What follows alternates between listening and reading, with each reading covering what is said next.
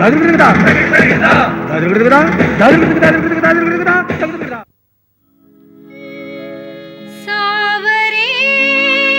सावरे जाओ सावरे सावरे काहे मुझसे करो जोरा जोरी भैया न मरोड़ो मोरी दूंगी गाली हट जाओ जी सावरे सावरे जाओ सावरे सावरे काहे मुझसे करो जोरा जोरी भैया न मरोड़ो मोरी दूंगी गाली हट जाओ जी सावरे सावरे जाओ सावरे सावरे जाओ सावरे।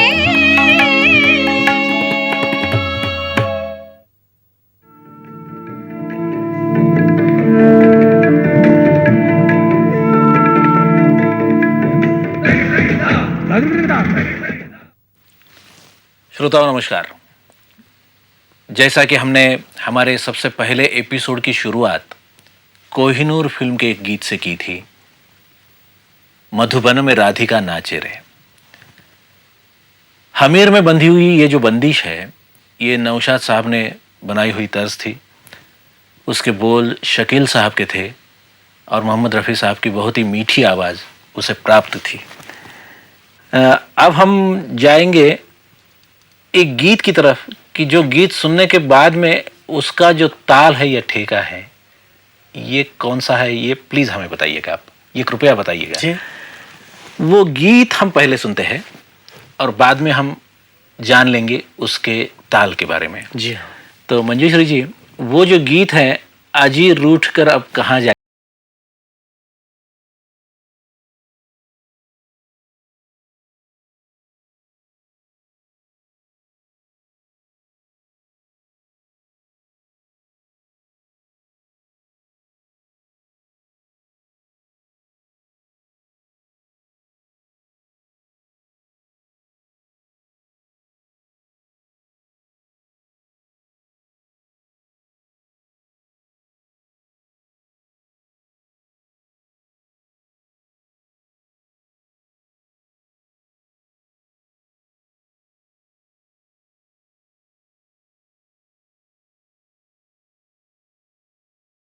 वाह, तो ये गीत हमने सुना, तो क्या ताल है ये?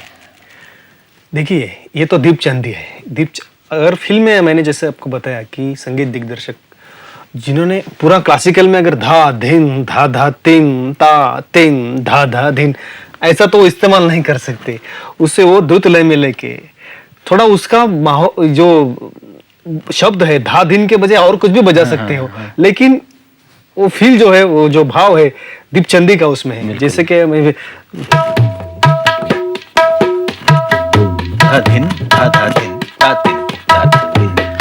तो ये 14 मात्रा है, लेकिन इसमें 14 मात्रा ही बजने रही, इसमें कम बज रहे। और ये आपने देखा होगा कि ये फिल्मी संगीत में या लाइट में जब ये दीपचंदी बजता है तो ये 4 मात्रा में आ जाता है। बिल्कुल, 14 का जो आकृति बंध है वो कायम रखते हुए 14 का 7 होना चाहिए, 7 का तो 3.5 होना चाहिए। द्रुत में आती द्रुत होता नहीं। हमारे संगीतकारों ने ठेके जो है या ताल जो है, तो उनका जो आकृति बंध है, आकृति जो है वो कायम रखते हुए उसे अलग अलग पैटर्न लगा के बहुत ही खूबसूरती से पेश किया है जी। यही तो भाव का जो हमारे संगीत क्लासिकल म्यूजिक में जो है, भारतीय शास्त्रीय संगीत में भाव को बहुत महत्व है। बिल्कुल, तो वो इसमें भी नजर आ रहा है कि ताल बनाते समय सिर्फ गणित का विचार नहीं किया है, तो उसका भाव का भी विचार किया है। एक ताल में भी ऐसा होता है, धीन धीन धागे त्रिकट तू ना तीन धागे त्रिकट धीना, एक तो ये ताल है। लेकिन धिन धन आती नकत धन आधिना धिन धन आती नकत धन आधिना धिन धा त्रिकट नकत धा त्रिकट, ये 4 में चलता है। बिल्कुल। देखो तो ये मजा जो है हमारे शास्त्रीय संगीत की, ये तो और किसी संगीत में नहीं है। ये तो बात कोई भी मंजूर करेगा। अच्छा, हम अब दादरे की तरफ मुड़ते हैं। क्या बात है। अब दादरा तो ऐसा ताल है कि जिसके बिना हम आगे जा ही नहीं सकते, जिसका जिक्र किए बिना। सीने संगीत में दादरा को कोई बिल्कुल। तो दादरा में मैंने एक बहुत ही खूबसूरत गजल सुनी थी राजेंद्र कृष्ण साहब की, अदालत फिल्म की। यूं हसरतों के दाग मोहब्बत में धो लिए। तो ये तो सब जानते हैं कि बहुत ही खूबसूरत गजल है। तो पहले हम ये गजल सुन लेंगे मंजूश्री जी से। जी मंजूश्री जी, सुनाइएगा।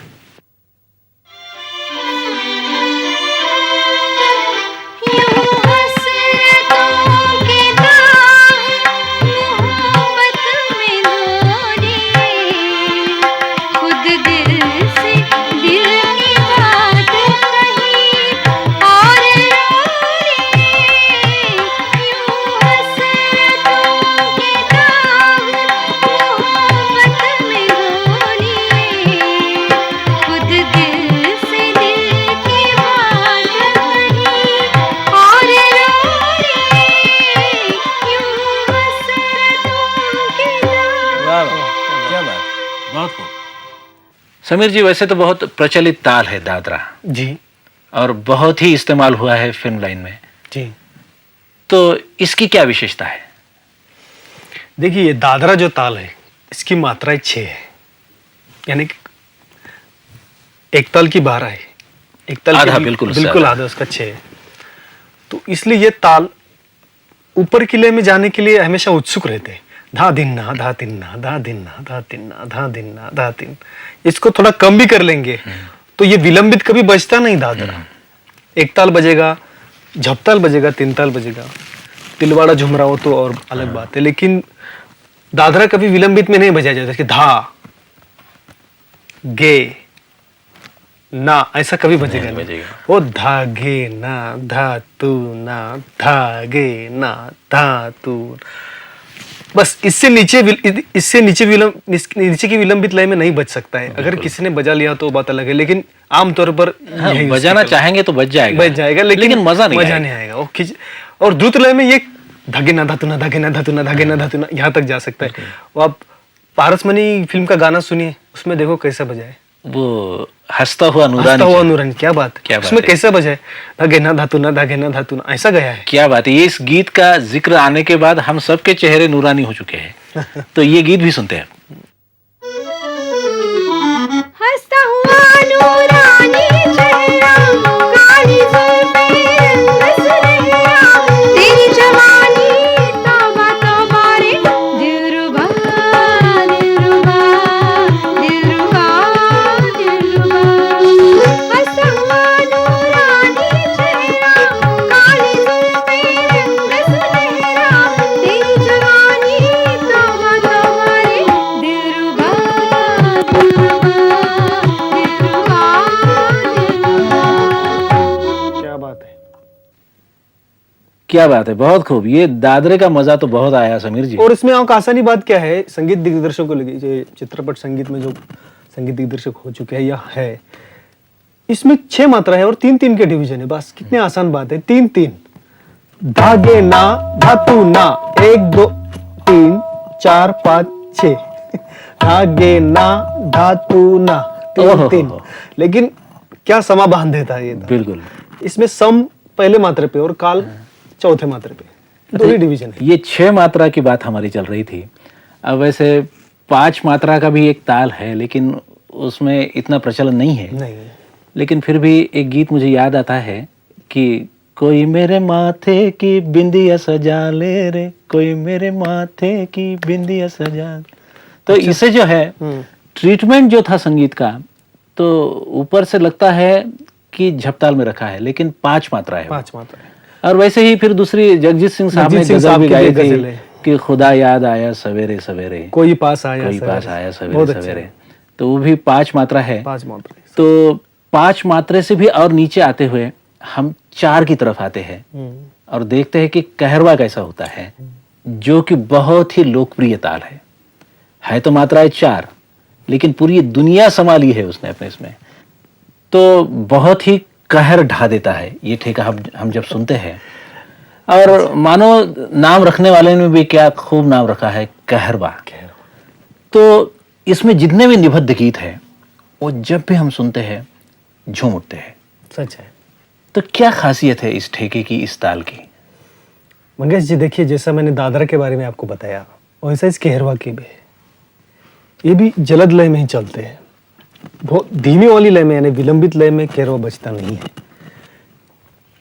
धगिन तिनक दिन, धगिन तिनक दिन, इससे विलंबित या इससे धीमी वाली लय में कहरवा नहीं बजता है। हाँ। लेकिन इसकी ऊपर वाली लय में चाहे जितना भी जाए आप ले जा सकते हैं, मतलब धागे नति नक दिन से लेके धागे नति नक दिन, धागे नति नक दिन, धागे नति नक दिन, यहाँ तक जा सकते हैं। हाँ, कोई ये नहीं कहेगा कि विलंबित कहरवे में है। हाँ, द्रुत कहरवा में। लेकिन कहने का मतलब ये जो द्रुत आगे वाली लय में, जैसे जल्दी वाली लय में ये सब चलते, इसलिए इसे ऐसा कह सकते हैं कि द्रुत लय में जाने के लिए जैसे ये उत्सुक है हर बार, तो ये कहरवा का ये सबसे बड़ी और ये बात है। इसमें 4 मात्राएं भी कुछ लोग कहते हैं, इसे 8 मात्रा भी कहते हैं। धागे नति नक दिन, 1 2 3 4। हाँ, और कुछ लोग धागे 1 2 नति 3 4 नक 5-6 और धीन 7-8 ऐसा उसका एक ही है। धागे नती नक धीन ऐसा भी है। और कुछ लोग सिर्फ धागे नती नक धीन धागे नती नक धीन 4 मात्रा चार मात्रा कहते हैं। लेकिन ये जो है इसका स्ट्रक्चर बिल्कुल छोटा है, दादरे से भी छोटा है। तो इसलिए होता क्या है इसमें कि फिल्मी म्यूजिक में जो कम समय में, फिल्म के गाने तो 7-8 मिनट से ज्यादा नहीं होते, आमतौर पर 7-8 मिनट के उतने 7-8 मिनट तो अभी हो रहे हैं, लेकिन पहले तो 3 मिनट 10 सेकंड की मियाद होती थी उसकी। तो बहुत कम इसमें ये जो ताल बड़ा लेके नहीं चलेगा, उसको छोटा चाहिए। तो वो भावना प्रकटीकरण के लिए ये केरवा जो है, ये ज्यादा तौर पर जो प्रणय गीत है ये इसमें ज्यादा है केरवा में। तो केरवा के बारे में और मैं ये कह सकता हूँ आपको कि इसके डिवीजन देखो, धागे नती नक दिन है, ये 2-2-2-2-2 है, या फिर आप इसे 4 भी पकड़ ले सकते हैं। तो केरवा की ये एक विशिष्टता मैं और एक बता देता हूँ इसमें।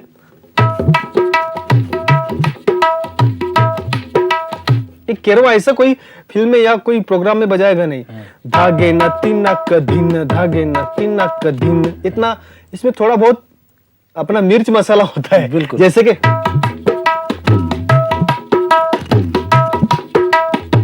ये होता है, बिल्कुल। इसे थोड़ा ऊपर के लेवल भी लेके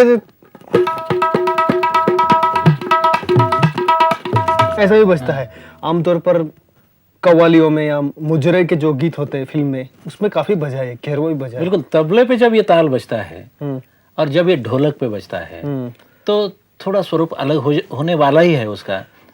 देखिए मंगेश जी, स्वाभाविक है, आपका कहना बहुत सच है। लेकिन ढोलक का और केरवे तबले में एक ऐसा केरवा ही है जिसमें ढोलक पर भी और तबले पे भी एक जैसा ही बजता है लगभग। क्योंकि केरवा कोई ऐसा नहीं, मैंने जैसे आपको बताया धागे नती नक धीन, ये तो इसका मूल रूप है, लेकिन ऐसा घिस के भी बजाते हैं। बिल्कुल। कहरवा एक ऐसा ताल है कि जिसमें ज्यादा से ज्यादा पैटर्न्स हमारे कलाकारों ने बनाए हैं और अलग अलग ढंग से ये कहरवा हमारे सामने आता है। तो ऐसा ही एक पैटर्न हम सुनते हैं। एक बहुत ही खूबसूरत गीत है जो कि मेरा भी बहुत पसंदीदा है। इसे धानी और भीम पलासी की तर्ज दी थी मशहूर संगीतकार, महान संगीतकार मदन मोहन साहब ने। और ये मेरा साया फिल्म का गीत है, राजा मेहदी अली खान साहब का। नैनों में बदरा छाए, बिजली सी चमके हाय, ऐसे में बलम मोहे गरवा लगा ले। नैनों में बदरा छाए, बिजली सी चमके हाय, ऐसे में बलम मोहे गरवा लगा ले। नैनों में बदरा छाए। ये कहरवा हम देख रहे थे, जी हाँ, जिसमें एक बहुत खूबसूरत गीत हमने सुना, नैनों में बदरा छाए। तो ये गीत सुनने के बाद में जहाँ लोक संगीत का जिक्र होता है, सवाल आता है जी। तो कहरवा ताल जो है तो पंजाब के भांगड़े में बहुत मशहूर हाँ, है। सच तो बहुत माहिर वादक वहाँ के जो है तो ढोल पे बजाते हैं, और जो लकड़ी से ढोल बजाई जाती है सच बात है। उस पे कहरवा बजाते हैं। और वैसे ही एक ठेका है, एक ताल है जिसे हम कहते हैं खेमटा। तो वो तो गुजरात में जब रास गरबा या डांडिया होता है तो उसमें अक्सर बजाया जाता है और बहुत ही लोकप्रिय ताल है। लोकप्रिय ताल है। तो लोगों को ये ताल के बारे में बताने के लिए थोड़ा आप ये ताल हमें बताइएगा ना। हाँ, मैं थोड़ा बजा के दिखाता तो वो समझ जाएंगे यार ये तो हम कितनी बार सुना है, लेकिन इसे ये कहते हैं पता नहीं, इस ताल का ये नाम है। लेकिन क्या है उसका जो शब्द है, उसका ऐसा ये शब्द ये बजाओ ऐसा बजेगा तो ताल का, जैसे आपने पिछले इसमें भी बहुत अलग अलग पैटर्न इसका भाव ये है। हाँ। और ये भी ठेका जो है गुजरात में रास गरबा में जब बजता है, डांडिया रास में बजता है, तो ये भी लकड़ी वाले ढोल से बजाया जाता है।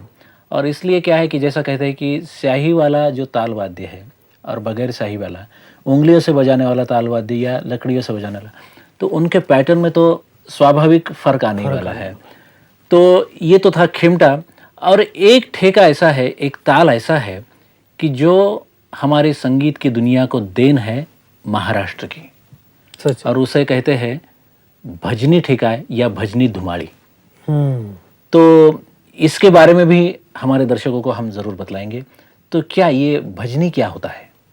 जैसा आपने बताया कि भजनी ठेका जो है वो महाराष्ट्र से ही निर्माण हुआ है, लेकिन अभी फिल्म संगीत में इसका इस्तेमाल हुआ है, बाहर भी होते हैं, लेकिन इसे ये भजनी ठेका नहीं कहते और वो कुछ अलग ही तरीके से होता है। धिन ना धिन धिना का धिन ना धिन धिना का धिन, ये ऐसा नहीं होता है। जैसे हमारी वारकरी संप्रदाय के लोग महाराष्ट्र के जो पखावज पर बजाते हैं भजन करते समय, बिल्कुल। तो वो जो धिन ना धिन धिना का धिन ना धिन धिना का धिन नाड़ धिन नाड़ धिन धिन ना धिन धिना धिन ना धिन धिना धिन ना धिन धिना धिन, तो ये ताल का उपयोग कभी गजल, कव्वाली और बाकी इसमें नहीं होगा। अभी गजल में देखिए, गजल में केरवा, दादरा, रूपक भी कभी कभी होता है, लेकिन या दीपचंदी, भजनी कभी गजल में कभी भजन नहीं आएगा। गजल ये कव्वाली में या फिर जो ऐसे प्रकार है दादरा, कजरी, इसमें भजनी ठेका नहीं बजेगा। ये भजनी ठेका जो है तो ये खास भक्ति भक्ति संगीत के के लिए अगर ये मानो ये बजने लगा तो समझना चाहिए बिल्कुल प्रार्थना के लिए है, बिल्कुल कि ऊपर वाले के या भगवान की प्रार्थना करते समय ये बजाया जाता है या उसका कोई गीत गुनगुनाते समय। जब मैं सुनता हूँ भजनी ठेका तो महसूस वही करता हूँ, एक भक्ति की भावना दिल में जाग उठती जाग है। जाती है। और जैसे कि आपने कहा कि वारकरी संप्रदाय जो हमारे महाराष्ट्र का है, इसने एक बहुत बड़ी देन दुनिया को दी है। एक तो भक्ति परंपरा है ही, दूसरी बात ऐसी है कि वारकरी संप्रदाय में संगीत की बहुत अहमियत है। जब भी भजन गाते हैं हमारे वारकरी तो एक राग लेकर या कई राग लेकर उन राग मालाओं में भी भजन गाते हैं। और ये ठेका जैसे देन है, वैसे भजनी परंपरा का भजन गायन ये भी एक बहुत बड़ी देन है। सच बात है। तो ये तो हमारा भजनी ठेका था। और ये भजनी ताल जो है, भजनी धुमाली, तो इसमें भी कुछ गीत बने हैं, कुछ बहुत ही लोकप्रिय रहे हैं। तो परंपरा के अनुसार हमारे पंडित विष्णु दिगंबर पलुस्कर जी ने एक भजन परंपरा जो प्रारंभ की थी और बाद में उनके महान सुपुत्र पंडित डी.वी. पलुस्कर जी ने भी उनकी परंपरा बहुत अच्छी तरह से निभाई थी, बहुत लोकप्रिय की थी। तो उनका गाया हुआ एक गीत है, एक भजन है, जो कि बाद में भारत रत्न स्वर सम्राज्ञी लता मंगेशकर ने भी गाया था जी।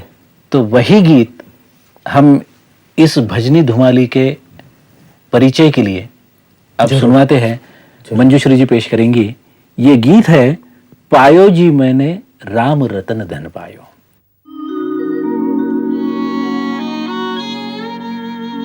पायो जी मैंने राम रतन धन पायो, पायो जी मैंने राम रतन धन पायो, पायो जी मैंने वस्तु अमोलिक दी मेरे सद्गुरु, वस्तु अमोलिक दी मेरे सद्गुरु, भवसागर तर पायो, पायो जी मैंने भवसागर तर पायो, पायो जी मैंने राम रतन धन पायो, पायो जी मैंने राम रतन धन, राम रतन धन, राम रतन धन पायो।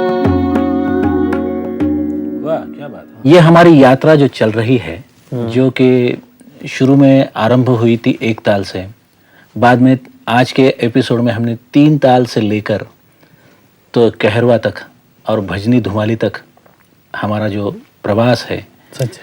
वो जारी है। और वैसे तो ये प्रवास जो है, ये हमारी यात्रा जो है, ताल यात्रा, ये तो आगे भी जारी रहने वाली है। और भी कुछ ताल ऐसे हैं, विषम ताल जिसे हम कहते हैं, कि जिनका ज़्यादा प्रचलन नहीं है, काफ़ी प्रचलन नहीं है, लेकिन शास्त्रीय संगीत में या किसी लोक संगीत में, किसी विशिष्ट संगीत में उनका प्रयोग हमेशा होता है। और कुछ जगह ये ताल बहुत ही प्रचलित है, कुछ जगह बिल्कुल चलते नहीं हैं। तो ऐसे भी ताल हम हमारे अगले एपिसोड में देखने वाले हैं। एक समय की पाबंदी होती है, हमें आज के प्रोग्राम में भी रुकना है। तो कहाँ रुके ये सोचते वक्त मेरे दिल में ख्याल आता है कि हमने शुरुआत तो की थी 3 ताल से, तो क्यों ना आज का प्रोग्राम जो है उसकी समाप्ति भी हम 3 ताल से ही करें। और उसके लिए पंडित रविशंकर जी, महान सितार वादक, भारत रत्न हमारे पंडित रविशंकर जी, उन्होंने फिल्मों में भी बहुत संगीत अच्छा दिया है। तो उनकी फिल्म का एक बहुत ही खूबसूरत गीत जो कि राग भैरवी में निबद्ध है, लता दीदी की आवाज़ इस गीत को भी मिली है और शैलेंद्र साहब के बहुत ही खूबसूरत शब्द हैं। फिल्म अनुराधा के लिए लता दीदी ने ये गीत गाया था। तो इस गीत से ये यात्रा जो है ये हम समाप्त करते हैं। तो सुनते हैं मंजूश्री जी से ये गीत सावरे सावरे। सावरे सावरे जाओ सावरे सावरे, काहे मुझसे करो जोरा जोरी, भैया न मरोड़ो मोरी, दूंगी दूंगी गाली हट जाओ जी सावरे सावरे, जाओ सावरे सावरे, काहे मुझसे करो